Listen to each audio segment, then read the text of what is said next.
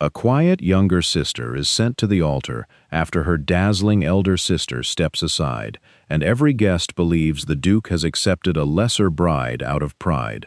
Honora Thistleby expects duty, pity, and a life spent in another woman's shadow. But when a cruel remark turns her wedding breakfast into a public humiliation, the Duke of Caldermere makes one choice no one in London expected. And Honora must discover whether his protection can become something far more dangerous to hope for. Honora Thistleby had never imagined a bridal gown could feel so much like borrowed clothing. It was not that the gown was plain. The muslin was fine. The sleeves were carefully gathered, and the narrow satin ribbon at the waist had been tied twice by her mother's impatient fingers before it satisfied the mirror. Yet everything about it seemed arranged to suggest that Honora had stepped into a place prepared for another woman. The room still held traces of Sidoni's discarded triumph. Pale gloves on the dressing table, a rejected ribbon, the bright scent of orange blossom that had always suited her elder sister better. Below stairs, the Mayfair townhouse was already filling with guests who had come to see how gracefully a family could recover from embarrassment. They would not say it so plainly. Society rarely did. But Honora knew the shape of their interest. Sidoni had been expected to marry Gideon Valehurst, Duke of Caldermere, until she decided that a livelier future might be found elsewhere. A marquess with laughing eyes and a taste for late suppers had turned her head enough to make the Duke's formal courtship appear dull. The Thistlebys were not wealthy enough to offend a Duke without consequence, nor were they important enough to survive ridicule without repair. So Honora had been placed where Sidoni had stepped away.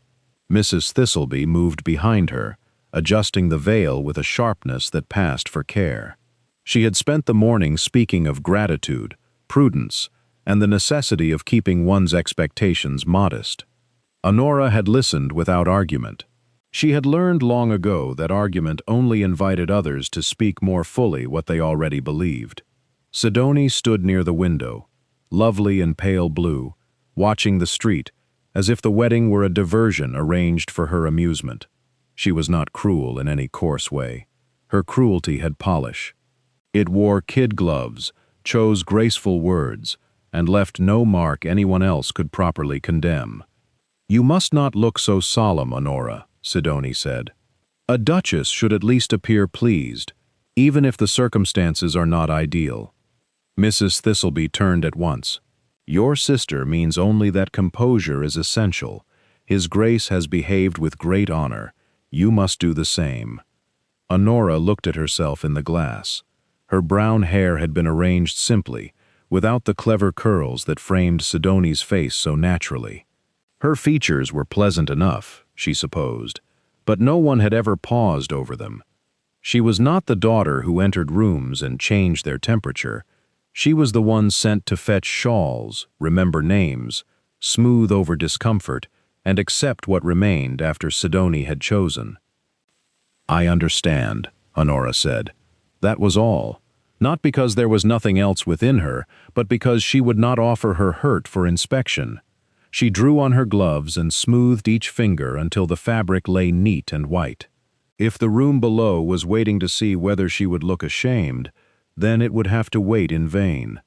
When she reached the landing, the murmur from below softened. Honora heard the change at once. It was not silence, not exactly.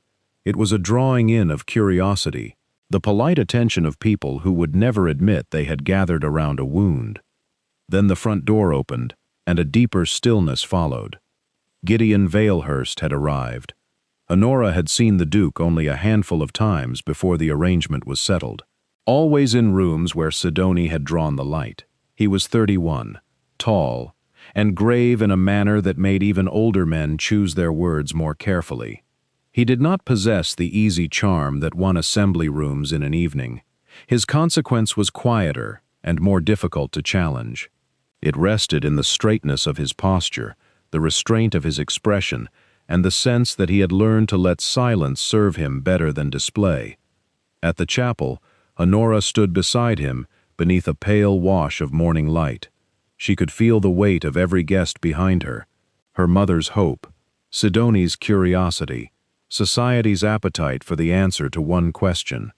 Had the Duke accepted the lesser bargain with resentment, or merely with pride?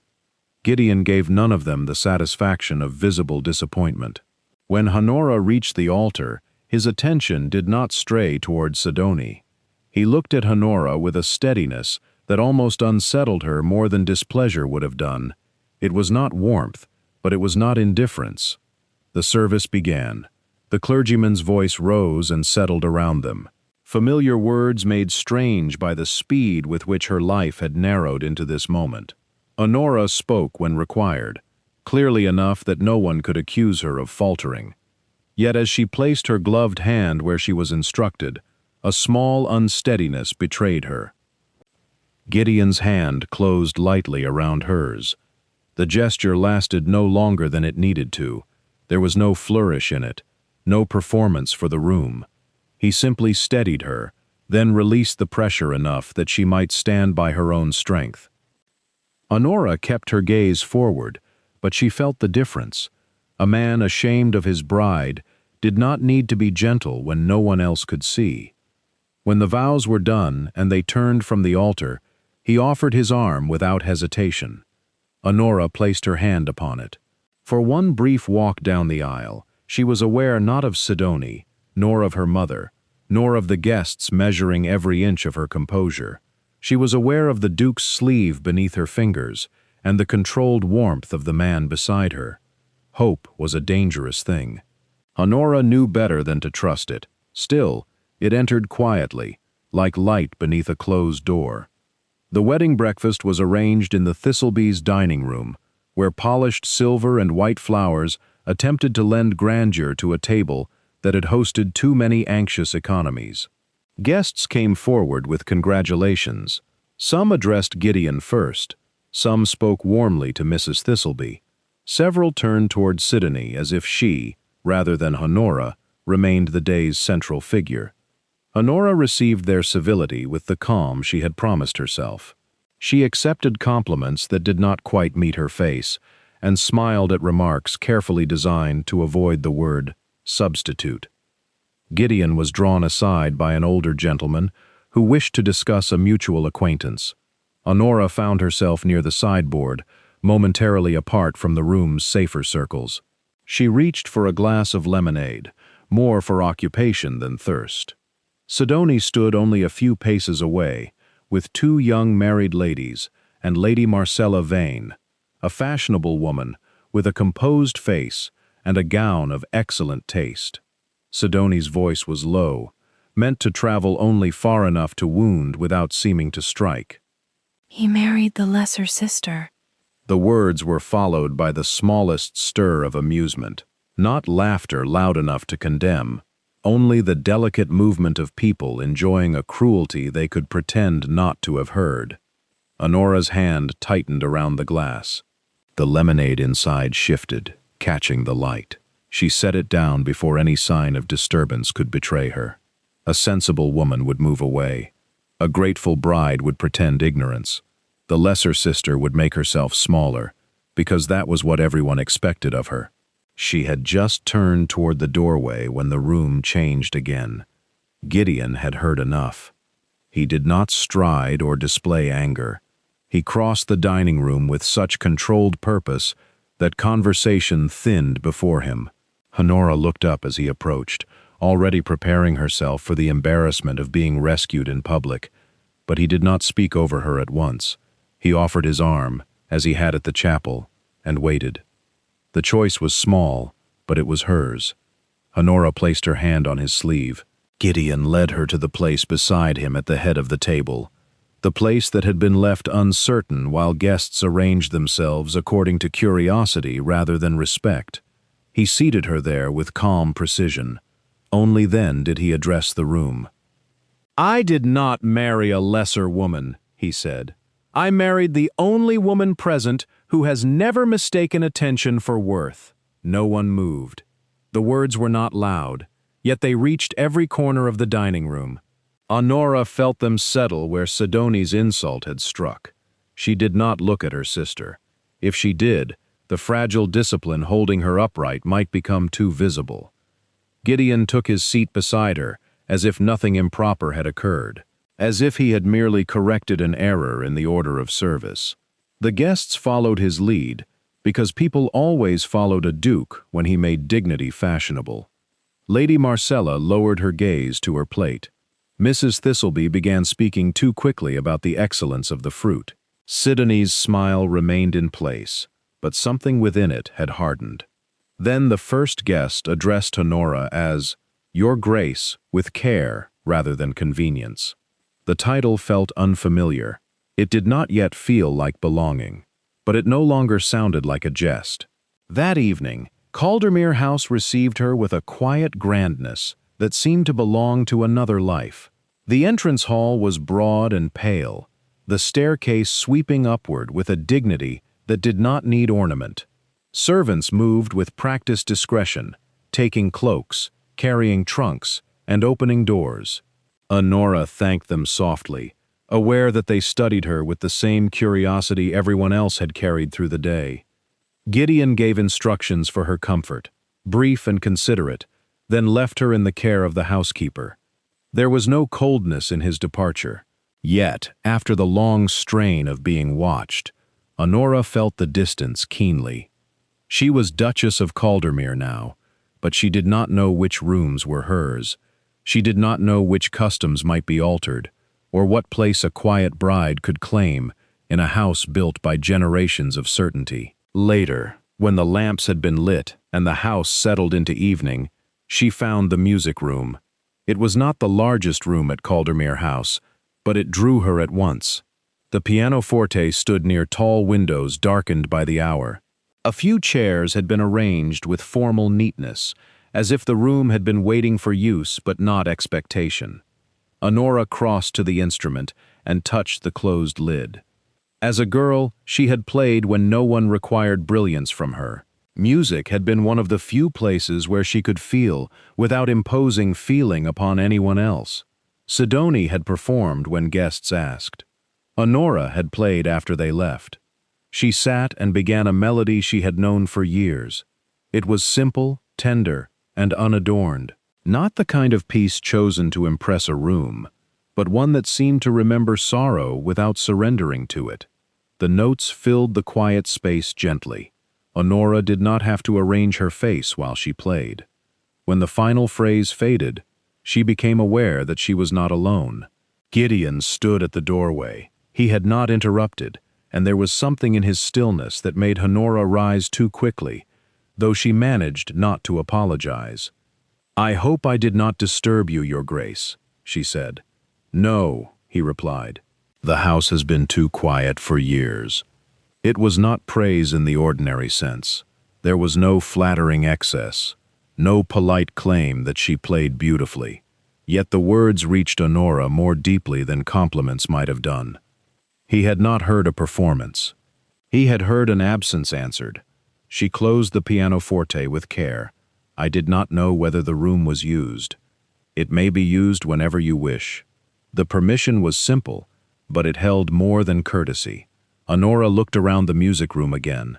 The polished instrument, the waiting chairs, the open space where sound could gather. She had expected a chamber assigned to her out of duty. Instead, Gideon had offered her a place within the house that might carry her own voice. He remained by the door, respectful of the distance between them. Honora understood then that the day had not ended with certainty. His public defense had given her dignity, not answers. His kindness had opened a door, not a promise. Beyond that door lay consequence, expectation, and the dangerous question of whether honor could ever grow into love. Still, as Gideon inclined his head and left her with the quiet instrument, Honora rested her fingers once more on the polished wood. For that evening, it was enough to know she had not been asked to disappear. By the next afternoon, the story of the wedding breakfast had already begun to change hands. In Lady Bellwether's drawing room, where pale green silk covered the walls and every chair seemed designed for the preservation of rank, Sidonie accepted tea with the air of a young woman injured by her own generosity. She did not raise her voice. She did not need to. The women around her had gathered close enough to hear the careful pauses between her words. In London, those pauses often carried more force than accusation. Sidonie allowed it to be understood that the Duke of Caldermere had acted with admirable honor, but perhaps too much pride. She suggested, with a graceful lowering of her lashes, that a man of such consequence could hardly permit the room to pity his bride, even if the arrangement had not been his first expectation. She never said Honora was unwanted. She only placed the idea gently into the room, and let others admire how delicately it had been done. Lady Marcella Vane listened from the settee near the hearth. She was not a beauty in Sidonie's bright way, but she had the kind of composed elegance that drawing rooms trusted. When one of the ladies wondered whether a duke might regret a quiet wife after the first impulse of chivalry had passed, Marcella did not agree. She merely smiled with the mildness of a woman who had no reason to hurry. By the time the tea tray was removed, Honora's public elevation had been turned into something less certain. Perhaps the Duke had defended her because he was honorable. Perhaps he had been stung by Sidonie's withdrawal and refused to appear slighted. Perhaps the new Duchess of Caldermere was fortunate, but not loved. Before the visit ended, an invitation arrived for an assembly 2 evenings hence. Sidonie read the guest list with a sweetness that did not reach her eyes. The Duke and Duchess of Caldermere had been invited. So had Lady Marcella Vane. Honora knew nothing of the drawing-room conversation when the invitation arrived at Caldermere House. She saw only the neat card, the familiar names, and the first formal test of her new place. It was one thing to be defended at a wedding breakfast, where insult had forced the Duke's hand. It was another to enter an assembly as his wife and discover whether his courtesy would endure under calmer observation. On the evening of the assembly, Caldermere House moved with quiet efficiency around her. Her maid arranged her hair with white pins and fastened a gown of soft pearl silk. It had been chosen from the garments hurriedly prepared for her new position. Honora stood before the glass and searched for the woman society would expect to see. A duchess should have looked certain. Honora looked composed, which was not the same thing. Gideon waited at the foot of the staircase. He wore evening black with the ease of a man who had never needed ornament to be noticed. When Honora descended, his gaze lifted to her face first, not to the gown, not to the pearls at her throat. It was a small distinction, but she felt it. In the carriage, he did not fill the silence with forced reassurance. He spoke only of the evening's host, the likely crowd, and the shortest path through the assembly rooms should she grow tired of attention. Honora might have mistaken such practicality for distance once. Now she wondered whether it was his way of making the room less formidable before she entered it. The assembly was already bright with lamps and movement when they arrived. Conversation shifted as their names were announced. Honora felt the change pass across the room like a ribbon drawn tight. She saw Sidonie near a column, luminous in blue again, and Lady Marcella beside her in lavender. Both were surrounded by an arrangement of admirers and matrons. For the first quarter hour, civility performed its duties. Ladies congratulated Honora. Gentlemen bowed. Sidonie came forward with affection polished smooth enough for public use, and kissed Honora's cheek. Marcella offered a compliment on the pearl silk, and Honora accepted it without searching for a barb that might not have been there. Then the first set was called. Sidonie moved almost imperceptibly, yet the room seemed to obey. Marcella found herself placed where Gideon could not fail to see her.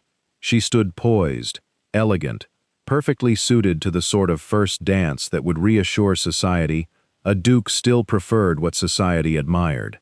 Honora prepared herself to remain still. She would not resent what had not been promised. She would not mistake public kindness for devotion. Gideon crossed the space between them without looking toward Marcella. "Will you dance with me, Duchess?" The title, spoken by him, had none of the stiffness it carried from others. Honora placed her hand in his. "Yes, Your Grace." The dance began with measured formality, yet Gideon guided her with such attentive steadiness that the watching room receded by degrees. He did not hold her too closely, nor did he treat her as fragile. When the pattern brought them near a cluster of guests whose interest had become too open, he adjusted their turn with skillful ease, placing himself between Honora and the worst of the staring. "You dislike being arranged where people may examine you," he said quietly. Honora looked at him with more surprise than she intended. "I did not know it showed." It did not. The answer unsettled her because it was not flattery. He had noticed what others had missed, and he had acted without making her gratitude part of the display. When the dance ended, he did not abandon her to the edge of the room.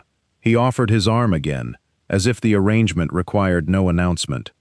Sidoni's smile remained intact from across the assembly. Marcella's expression altered only enough to prove she had understood. Honora, still warm from the dance, and careful not to give warmth a reckless name, allowed herself one clear thought. The Duke had not chosen her only when insult demanded it. He had chosen her when everyone watched to see whether he would not. The next morning at Caldermere House, the world seemed less threatening in daylight. The morning room looked east over a narrow garden, and Honora sat with household books closed before her, not from disinterest but uncertainty. She had been Duchess for only days. Every object in the house appeared to have belonged somewhere long before she arrived. The housekeeper entered to discuss flowers for a small dinner Gideon wished to host. She began by explaining what had been customary in the late Duchess's time, which vases were used, and which arrangements suited the dining room. Honora listened, ready to approve whatever had always been done. Gideon entered during the explanation. He did not interrupt, but he heard enough. When the housekeeper looked to him for confirmation, he turned instead to Honora. "What would you choose?" The question should not have troubled her. It was only flowers. Yet Honora felt the old habit rise. The instinct to step aside before preference could be judged inconvenient. She glanced toward the garden, where pale blooms lifted among darker leaves. "White camellias," she said at last. "If they may be had." "They may," Gideon answered. No one praised her choice extravagantly. The housekeeper made a note. Gideon moved on to another matter, and the room continued as if a duchess selecting flowers were the most natural thing in England. That, more than celebration, touched Honora. She had not been indulged. She had been obeyed. That evening, as servants carried silver and glass through the dining room, Honora saw a single white camellia fastened at Gideon's coat. He was speaking to an older guest and did not notice her notice him. The flower was small against the dark cloth, but it held her attention with unreasonable force. He might have worn it because it suited the dinner. He might have chosen it because she had chosen it first. Honora did not permit herself to decide which answer she preferred. The dinner passed without drama, and perhaps for that reason it lingered in her mind. Gideon asked her opinion twice and waited for it.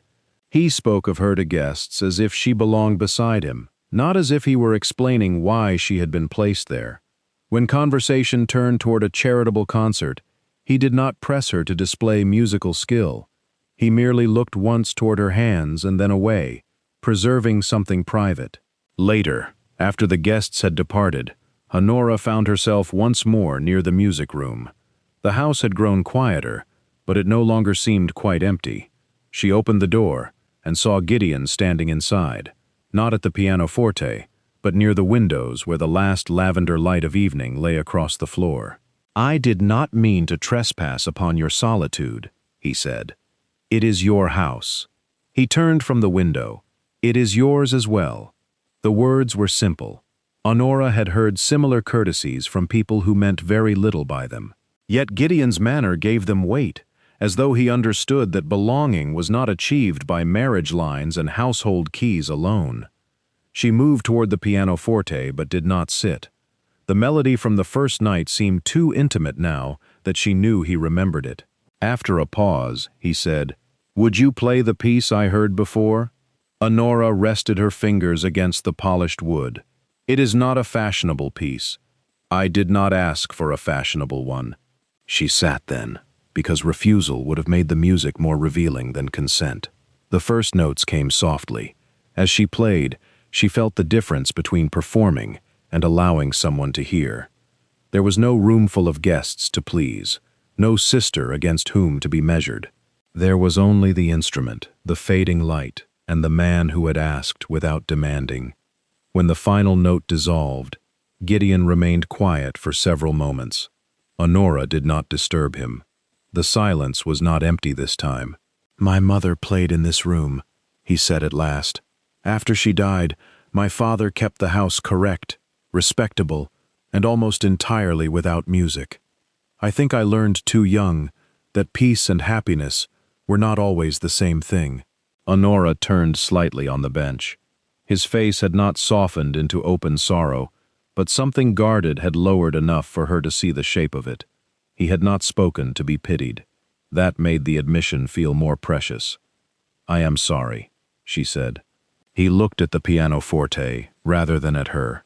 "I have been pursued often enough for Caldermere, less often for anything quieter." There was no bitterness in the words, only fatigue. Honora understood then that Gideon's restraint was not coldness alone. It was a defense built by years of being admired for everything except the part of him that might have needed gentleness. "You chose a very quiet wife," she said, with more courage than she felt. His attention returned to her. "No," he said, "I chose a woman whose courage tries not to be heard." The words moved through her more deeply than any compliment to beauty might have done. Honora lowered her gaze to the keys, not from shame, but because she needed a moment to keep the feeling within bounds. She did not mistake the exchange for love. She was not so foolish. But it was recognition, and recognition could become dangerous when it came from the one person whose opinion had begun to matter. The days that followed brought a gentler rhythm, though not a secure one. Invitations arrived. Calls were paid and returned. Society took careful note of whether the Duke appeared attentive, whether the Duchess appeared comfortable, and whether Sidonie Thistleby's brightness dimmed in the presence of her sister's new rank. At a dinner hosted at Caldermere House, Sidonie began her next effort with more subtlety. She came on her mother's arm, kissed Honora, complimented the camellias, and praised the house with just enough warmth to remind everyone that she had once expected to belong to something like it. Lady Marcella was present as well, composed and skillful at the table. She spoke of concerts, assemblies, and the newest Italian songs with ease that made several guests turn toward her approvingly. Honora listened without resentment. Marcella had done nothing unkind. Yet Sidonie's arrangement of the conversation was clear. She wanted the room to compare polish with quietness, and decide that the Duke's public loyalty had been noble but misplaced. When music was mentioned, Honora felt the table's attention shift. She could almost sense Sidonie's satisfaction. Lady Marcella spoke pleasantly of a difficult piece she had performed at a recent gathering. Mrs. Thistleby praised it at once, then turned to Honora with maternal brightness. Others began to speak over one another, filling the moment with the expectation that Honora would either retreat or be rescued. Gideon did neither. He looked to Honora and waited. The waiting made space around her. Honora set down her glass. "I have never thought music happiest when it is difficult," she said. "I like it best when it remembers something one cannot conveniently say." The table grew quiet, not with discomfort, but with attention of a different kind. Gideon's expression did not change greatly, yet approval rested in his stillness. He had not supplied her answer. He had trusted her to possess one. "That is very prettily said," Sidonie replied after a moment, too sweetly. "Then we must all hear you play at Lady Bellwether's country musicale next week. Such feeling should not be hidden at Caldermere." Honora understood the trap before the sentence ended. A private melody, once placed before a room, could be turned into evidence. If she played modestly, she would be pitied. If she played well, she would be compared. If she refused, she would appear afraid. Gideon's gaze moved to her, and this time there was a question in it. He would refuse for her if she wished. She knew it with a certainty that warmed and troubled her at once. Honora lifted her chin slightly. "If Lady Bellwether asks it, I shall not be discourteous."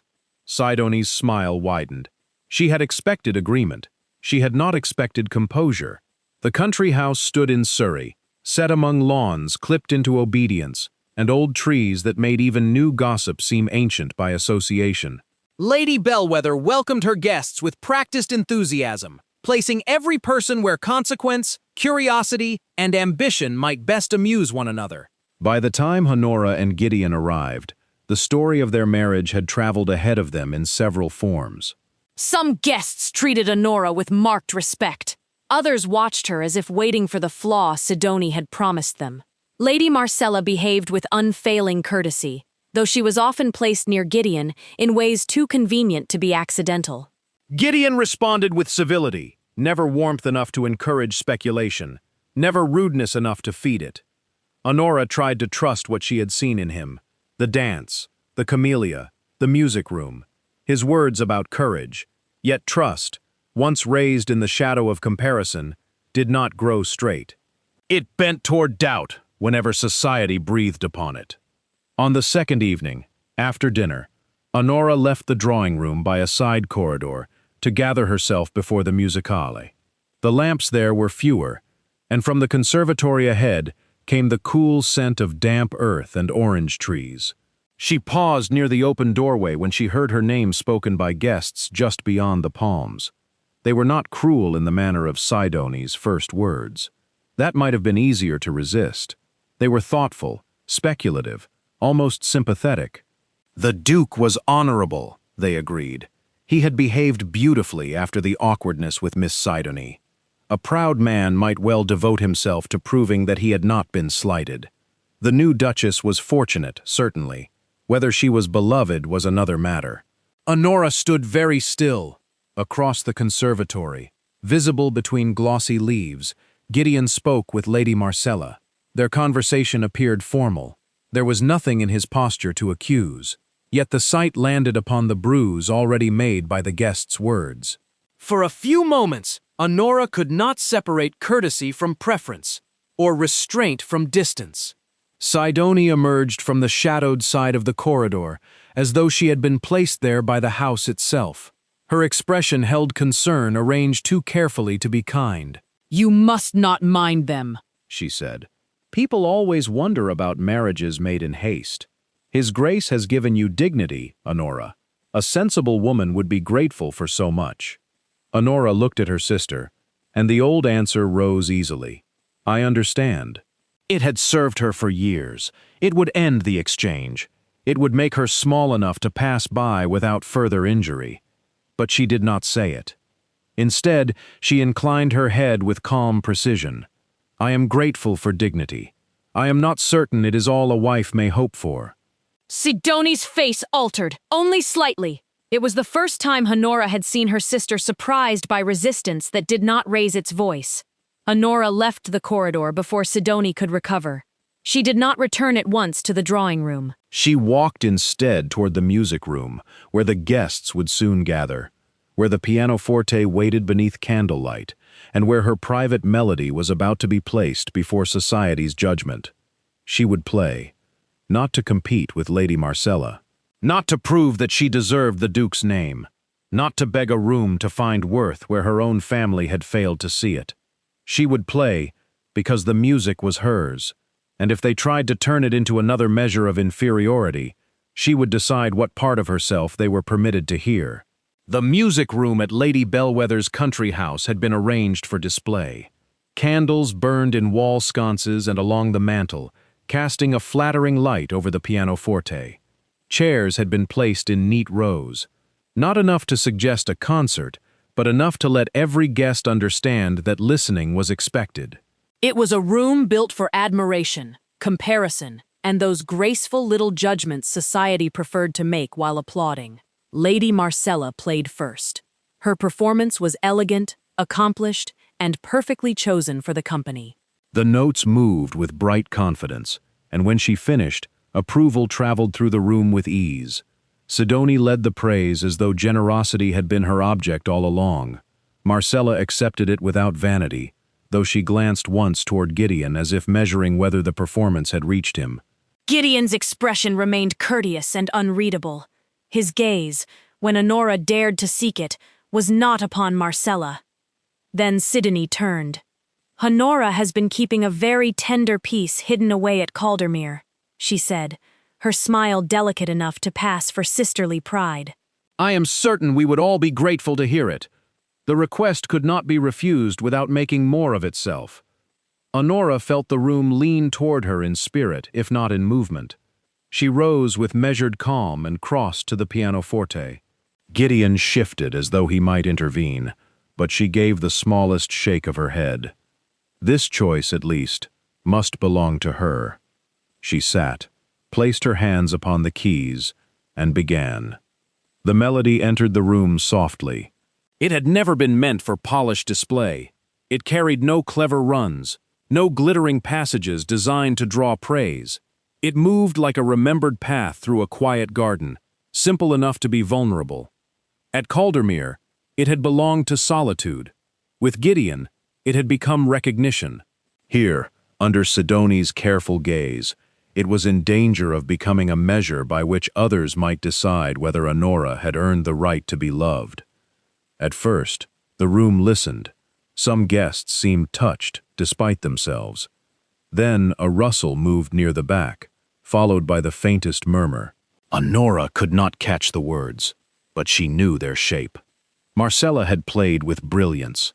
The Duchess played with feeling. Which was more suitable to a duke? Which one should have been seated beside him? Honora's hands slowed. She understood then that she did not have to finish merely because they expected her to endure. She did not have to carry her heart to the end of the piece so that a room might decide whether it pleased them. The final note she struck was not the final note of the melody. It was simply the place where she chose to stop. She rose from the bench, the room stilled in confusion. "I beg your pardon," she said, her voice steady enough to surprise even herself. "This piece was never intended as a contest." No one answered. Sidoni's expression sharpened beneath its polish. Marcella lowered her eyes, perhaps from discomfort, perhaps from understanding. Honora did not wait for rescue. She inclined her head to Lady Bellwether with proper courtesy, then left the pianoforte and walked from the room with her dignity intact. The corridor outside was cooler. Honora did not hurry. She passed beneath portraits of ancestors who had likely watched generations of women learn to swallow grief for the comfort of guests. At the end of the passage, glass doors opened onto a terrace, silvered by moonlight. She stepped outside and let the night air settle around her. A few moments later, Gideon followed. He did not speak at once, which spared her the indignity of answering before she had gathered herself. He came only as far as the stone balustrade and stood beside her, not too near. "I should have stopped it," he said. Honora looked out across the dark lawn. "No. Sidoni meant to wound you. Yes. I will speak to Lady Bellwether. I will make it clear that you are not to be treated as an amusement." "That will not answer it." He turned toward her then. She could feel the force of his attention, controlled but troubled. Honora folded her hands before her, not because she felt calm, but because she wanted the truth to have a dignified shape. "You have defended me with more honor than I expected," she said, "and more kindness than I know how to repay.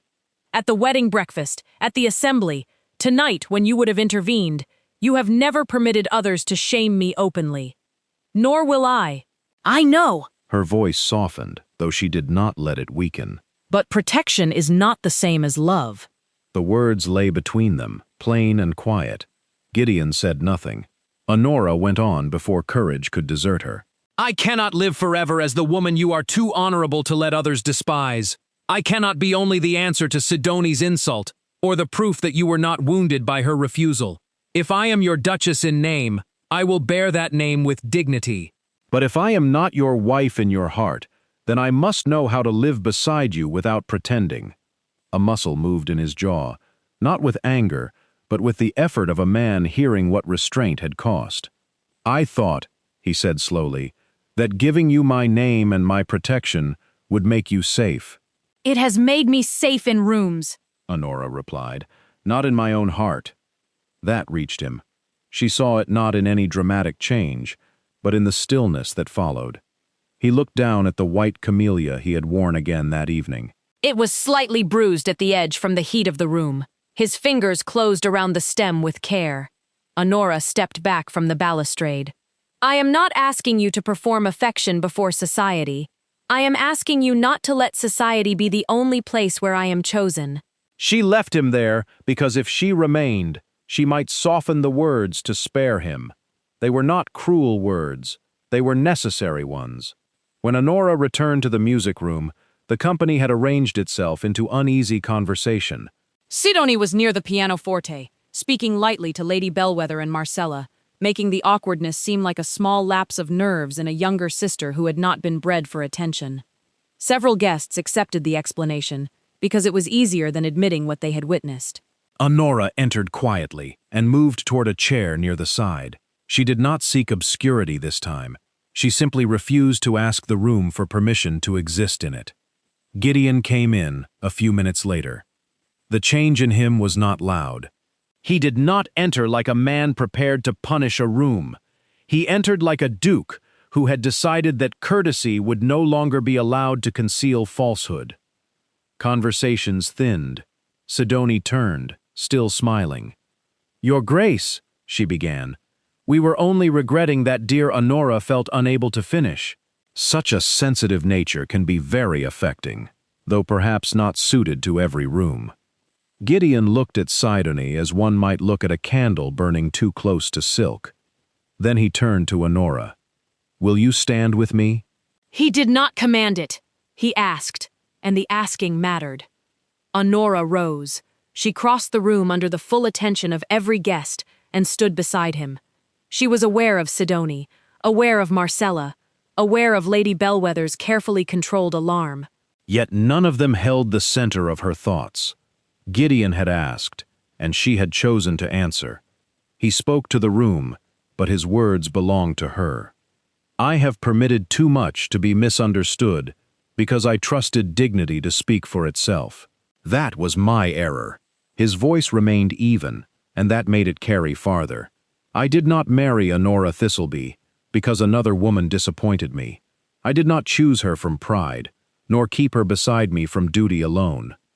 Honora's breath grew shallow, but she did not look away. Gideon turned slightly toward her. "I mistook quietness for safety. She has taught me that love has no courage if it is never named. My wife is not the sister I accepted. She is the woman I chose, and the woman I love."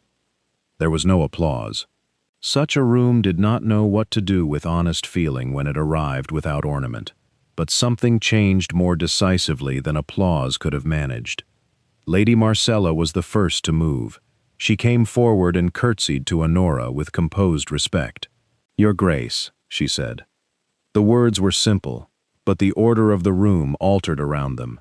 Lady Bellwether followed. Others did the same, one by one. Not because they had become kinder in an instant, but because influence had turned and they knew it. Sidonie remained near the pianoforte, her expression still beautiful and no longer powerful. Honora looked at her sister then, not in triumph. Triumph would have kept them bound by the old comparison. She felt instead a release so quiet that it was almost sorrow. Sidonie had spent years placing Honora behind her. Now she had to stand aside and watch the world make room. Gideon offered Honora his arm. She placed her hand there, not as a rescued woman, but as a wife who had heard the truth she required. Several weeks later, Caldermere House opened its music room for a small afternoon gathering. It was not a grand occasion. Honora had chosen it that way. There would be tea, a few trusted guests, white camellias in low bowls, and enough music to make the house feel lived in rather than displayed. The doors to the music room stood open before anyone arrived. Sunlight lay across the floor in pale rectangles, and the pianoforte waited where it always had. Only now, it no longer seemed to be waiting for permission. Invitations had begun arriving, addressed to the Duchess of Caldermere, with a new quality of attention. Some came from hostesses who had once looked past her. Some came from those who had always been kind but now dared to be warmer. Sidonie's name still appeared in society pages and on guest lists, but her power over Honora's story had thinned. She could no longer make lesser of a woman whom a duke had loved aloud. Honora stood beside the pianoforte, arranging a camellia that had tilted too far to one side. She had learned the rooms of Caldermere now. Not all at once, and not because a title had made belonging immediate. She had learned them through mornings where Gideon asked what she preferred, through evenings where he spoke more freely than he once had, through quiet hours in which the house no longer seemed to hold its breath. Gideon entered before the guests were due. He paused at the open doors, and Honora saw his gaze travel from the flowers to the instrument, then to her. "You have left the doors open," he said. "Yes." She touched one petal lightly. "I think the house may bear a little music." His expression softened in the restrained way she had come to understand better than any flourish. "The house is improved by it." Honora sat at the pianoforte. She did not ask whether he wished to hear the melody. She knew he did. More than that, she wished to play it. The first notes rose into the open room, no longer hidden after guests had gone, no longer offered to prove anything, no longer interrupted by shame. Gideon came to stand beside her, close enough that his presence felt like shelter, not confinement. When the melody ended, the house seemed to hold the sound kindly. He rested one hand on the edge of the instrument. "It sounds like home now." Honora looked up at him. The girl who had stood in a borrowed bridal gown would hardly have known what to do with such words. The bride who had heard herself called lesser might have feared they were only courtesy. But the woman seated in her own music room, with the doors open and her husband beside her, could receive them without flinching. Outside, carriage wheels approached along the drive. Soon there would be guests, tea, conversation, and all the small duties of rank. Honora did not dread them. She had no need to hide behind Sidonie's brightness or beneath Gideon's protection. She could meet the world as herself. She placed her hands once more upon the keys, and Gideon remained beside her as the first guests entered the hall. This time, when the music filled Caldermere House, Honora did not wonder whether she belonged there. She heard the answer in every note, in the open doors, and in the quiet constancy of the Duke, who had made his heart her home.